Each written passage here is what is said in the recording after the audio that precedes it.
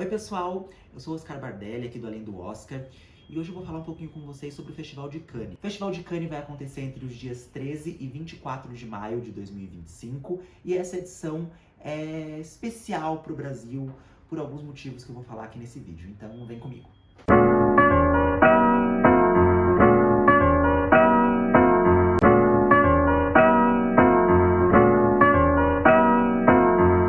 Gente, nesse vídeo aqui eu tô acompanhado, olha, espero que vocês não se importem, tá? Vai pra lá. Voltando. O Festival de Cannes é o festival de cinema mais importante do mundo, por uma série de razões. Primeiro, pela sua tradição. Ele acontece desde 1946.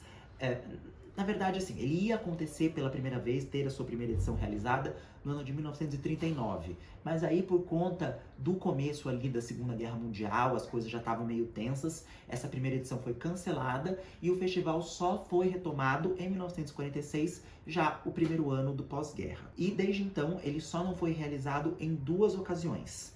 No ano de 1968, por conta dos protestos de maio de 68 lá na França, e em 2020, por conta da pandemia do Covid-19. Todos os outros anos o festival ocorreu normalmente e não apenas essa longevidade dele, a razão para ele ser tão importante, mas a sua influência também, porque ele ajudou a lançar vários cineastas que se tornaram depois referências de cinema, como Quentin Tarantino, como Lars von Trier, Robert Altman, entre outros vários que ganharam fama mundial, despontaram para o mundo através do Festival de Cannes.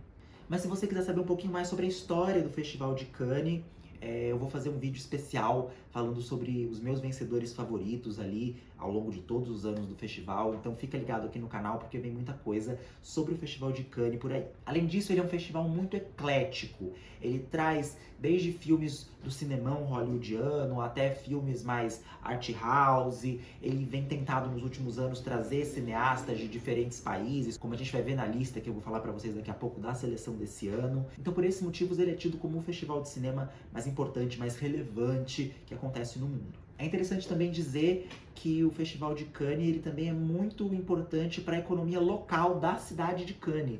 A cidade de Cannes é uma cidadezinha ali da Riviera Francesa e praticamente tudo na cidade gira em torno do festival. Eu já tive a oportunidade de visitar Cannes e é incrível. Quando não tem um festival, a cidade é parada, quase deserta.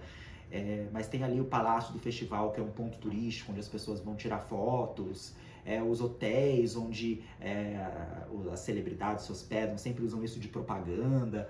Então é uma cidade que a sua economia gira muito em torno desse festival que acontece uma vez por ano. E é interessante falar também que nos últimos anos o Festival de Cannes tem se tornado cada vez mais um termômetro para os filmes que vão estar em alta ali na temporada de premiação. Não foi sempre assim. Durante algum tempo ele ficou meio descolado ali, enquanto, por exemplo, o Oscar ficava mais nos grandes filmes hollywoodianos. Cannes muitas vezes ia por um caminho mais art house, deixava esses filmes um pouquinho de lado, mas nos últimos anos, até por conta da internacionalização da academia, muitos dos grandes concorrentes que a gente vai falar aí ao longo de todo o ano acabam saindo de Cannes. 2021, Triângulo da Tristeza, vencedor da Palma de Ouro em Cannes, foi indicado ao Oscar de melhor filme. Em 2023, tanto o vencedor da Palma de Ouro quanto do Grand Prix, que é meio que o segundo lugar, foram indicados ao Oscar também, Anatomia de uma Queda e Zona de Interesse. E ano passado nós tivemos 3 filmes da competição principal de Cannes, premiados em Cannes, tendo muito destaque no Oscar. Emília Pérez, A Substância e o grande vencedor, Anora. Isso é só para vocês entenderem que provavelmente muitos dos filmes que eu vou falar aqui, que vocês vão ver no festival, são filmes que a gente ainda vai ter oportunidade de discutir muito ao longo do ano. Mas eu vou passar brevemente pela lista do Festival de Cannes desse ano, destacando alguns filmes que eu achei interessantes, e no final eu vou deixar para falar por que esse é um ano tão importante assim para o Brasil. Se a gente for falar dos filmes que chamam a atenção nessa lista de Cannes, a gente não pode deixar de falar dos reincidentes, que são aqueles diretores que já venceram o festival em anos anteriores e que agora voltam para tentar conseguir mais um prêmio. Entre eles nós temos a Julia Ducournau, que é uma diretora francesa que venceu o prêmio em 2021 pelo filme Titane, Ela é uma diretora que ela faz uns filmes meio estranhos ali, é meio que uma discípula, digamos assim, do David Cronenberg. Ela gosta de umas coisas meio bizarras, que flertam ali com o horror corporal. E esse ano ela apresenta o filme Alpha. A gente não tem muitos detalhes sobre a sinopse desse filme. A única coisa que eu achei na internet é que ele é sobre uma filha adolescente que retorna para casa com uma tatuagem no braço.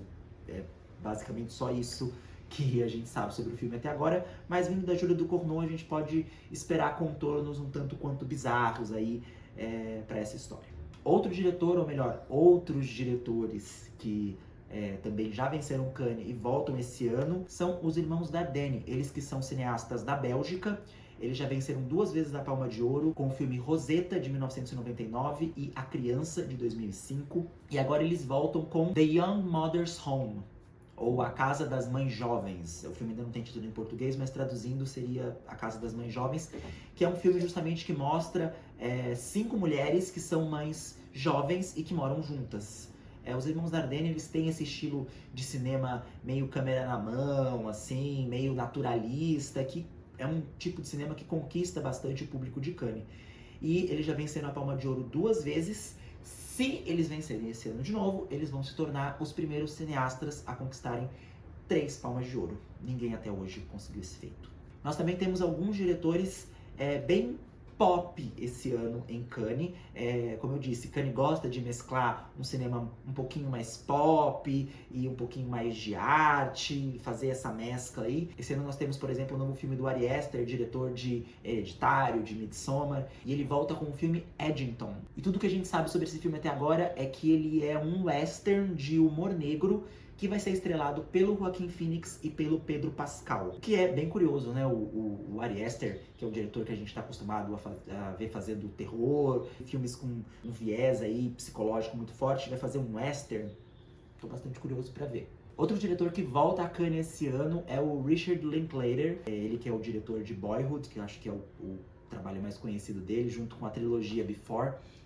Ele volta com um projeto muito curioso, que é um filme chamado Nouvelle Vague, que é um filme que mostra os bastidores do filme Acossado, que é um clássico da Nouvelle Vague francesa, dirigido pelo Jean-Luc Godard. É interessante, né?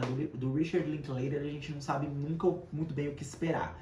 Ele é o cara que fez Boyhood e ele é o cara que fez Escola de Rock. Então, assim, tô muito curioso para saber o que vai ser desse filme e se ele vai brincar com a linguagem ali da Nouvelle Vague, trazer umas referências ali na montagem, na construção do roteiro. Tô bastante curioso para ver como é que isso vai acontecer. Nós também teremos o Wes Anderson, que é um dos cineastas mais pop ali do momento. Ele que acabou de ganhar um Oscar de curta-metragem com The Wonderful Story of Henry Sugar e que volta aí ao Festival de Cannes. Eu gosto bastante do Wes Anderson, mas eu acho que os últimos longas dele ele andou um pouco perdido ali. Vamos ver se nesse ele se encontra. E como não poderia deixar de ser no filme do Wes Anderson, ele chega aí com um elenco gigantesco. Eu vou ler para vocês alguns nomes só do elenco do filme do Wes Anderson aqui. Benício Del Toro, Michael Cera, Riz Ahmed, Tom Hanks, Bryan Cranston, Scarlett Johansson e Benedict Cumberbatch. Estarão aí no novo filme do Wes Anderson, que estreia em Cannes também na competição pela Palma de Ouro. Os últimos 2 filmes que eu quero falar, antes de eu falar do Brasil, são casos muito curiosos. O primeiro, o nome do filme em inglês, né, porque ainda não tem título em português, e eu não vou me arriscar a falar persa aqui. O filme se chama It Was Just an Accident, ou Foi Apenas um Acidente, que é do diretor iraniano Jafar Pahani. Esse diretor, ele tem uma história muito curiosa porque ele foi condenado à prisão pelo governo iraniano por protestos contra o governo. Na eleição de 2009 do país, ele apoiou o candidato da oposição. A gente sabe que no Irã não existem eleições, né? São eleições, né? Ele apoiou o candidato da oposição e, por conta disso, ele foi preso, ficou dias na prisão, fez greve de fome e foi proibido de filmar por 20 anos.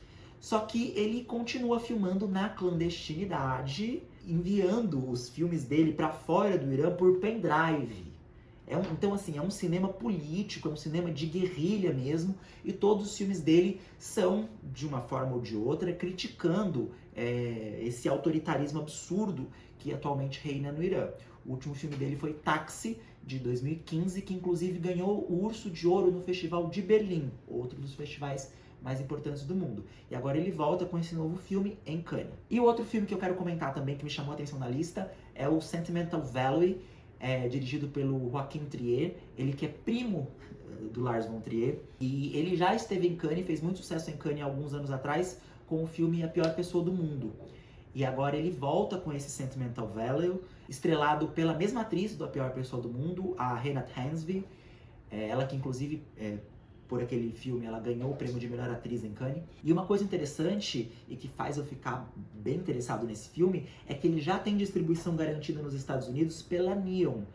E a Neon, ela tem um histórico de fazer compras muito certeiras no Festival de Cannes. Foi a Neon que distribuiu Parasita, foi a Neon que distribuiu Anora ano passado. Então, se ela compra um filme em Cannes, fique de olho nesse filme. Esse filme merece a sua atenção. Tem gato passando toda hora aqui, né, gente? Já chega. Já chega. Ninguém vai mais me levar a sério aqui. E agora vamos finalmente falar do Brasil. Esse é um ano especial para o Brasil no Festival de Cannes por duas razões. A primeira, e mais óbvia, né, que já está sendo aí noticiado nos jornais, é que nós teremos um filme na competição principal pela Palma de Ouro. E um filme com chances, viu? Trata-se do Agente Secreto, dirigido pelo Kleber Mendonça Filho e estrelado pelo Wagner Moura. Por que eu digo que o filme tem chances, que o filme chega bem aí nessa competição? Porque o Kleber, ele é um cineasta que tem uma história em Cannes, né? Aquarius passou em Cannes, Bacurau foi premiado em Cannes, ganhou o prêmio do júri, que é o terceiro prêmio mais importante da competição. Então ele é um cineasta que tem história e tem contatos ali na França. Ele já fez parte do júri de Cannes, se não me engano, em 2021, no ano que o Spike Lee foi presidente do júri. Então, assim, não é como se fosse alguém totalmente outsider, não. Ele é um cineasta já muito conhecido e muito respeitado lá fora. E é o Kleber, né? Eu sou absolutamente apaixonado por todos os filmes dele e tô muito, muito ansioso para assistir o Agente Secreto. Mas não é só por isso que esse é um ano importante para o Brasil em Cannes, não. Esse ano, o Brasil vai receber o título de País de Honra na Marché do Filme. O que é a Marché do Filme? A Marché do Filme é a parte de mercado do Festival de Cannes.